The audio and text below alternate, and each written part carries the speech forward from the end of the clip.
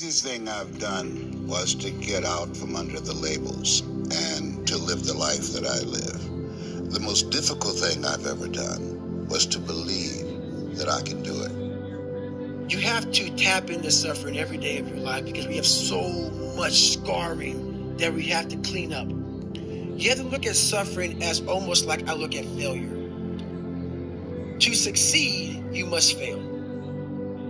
In failure and in suffering, all the answers are in there. All the answers to all the test questions. The test is your life. All the answers are in there. You don't have to live in suffering and pain and failure all the time. You have to learn, I need to visit it. Like people hate working out.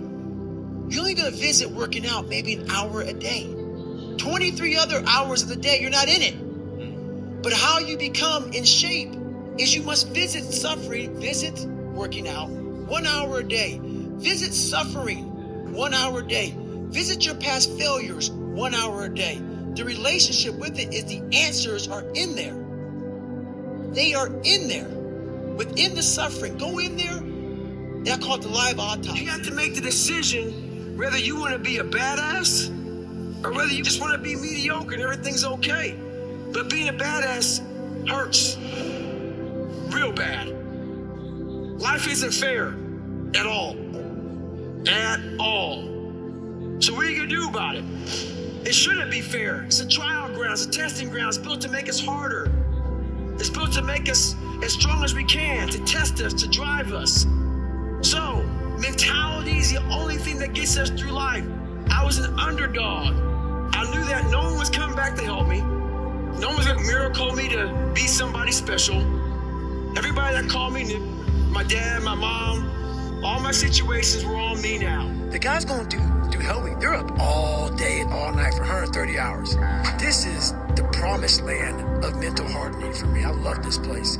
And you have the instructors who they've been there, done that. Now they're instructing you. So they do their 8-hour shift. They have their parkas on. It's usually cold coffee, drinking their coffee, and they're beating the crap out of us. And when I started realizing, I started playing mind games. And I was like, you know what? I bet these fuckers are looking at us, judging themselves about when they were going through Hell Week. About, let me see, I'm looking at Goggins right now. I was better than him. I was better than that guy. I was better than that fucker over there. And I was like, okay. So I was getting my Boku all jacked up. I said, we're gonna take these motherfuckers' souls. But when they had us doing a simple thing that guys were struggling with, Boku 2 was just launching the fucking boat and you're yelling, yeah, you can't fucking hurt us. You can't hurt Boku 2. And I looked on the instructors' faces and it looked like someone had just fucked with their soul. When you quit, your mind does this. Because you're out.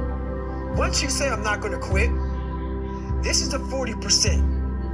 When you quit, your mind says, we're done. So it doesn't expand. There's no expansion when you quit. When you say, F you, this sucks, I'm drowning, I'm miserable, I'm suffering, I'm broken, but I'm not going anywhere. What happens to your mind is it does this. It says, he's not leaving. So we gotta expand. We gotta grow. We gotta figure this fucking thing out. So then these compartments in your brain start to they have to work. They have to work. And then you start to engage parts of your mind that you never engaged before. Small minds and weak people kill big dreams. You might have clear goals and be working on yourself every day.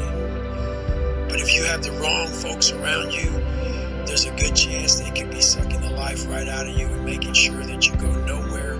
When I select my crew, I'm not looking for elite runners to pace me. I look for individuals with a foxhole mentality. Of the 4 men who joined Kish and me in Moab, only one had ever done an ultra before, and 2 others barely ran 20 miles a week. But I didn't choose them for their running ability. They all understood me. They appreciated my mindset and knew how far I was willing to go, and were ready to do whatever it took to get me there. My success in this race was their only priority. When I told them I was heading back out to finish the job, nobody was surprised. They had been with me all day, knew I was feeling better, and most importantly, know who the fuck I am. They expected me to try and finish. When I knocked on their doors at 4 in the morning, they were damn near packed for the trail already, with a look on their faces that said, what took you so damn long. In military speak, the foxhole is a fighting position. In life, it's your inner circle. These are the people you surround yourself with. They know your history and are aware of your future goals and past limitations. But because it's a fighting position, a foxhole can just as easily become your grave.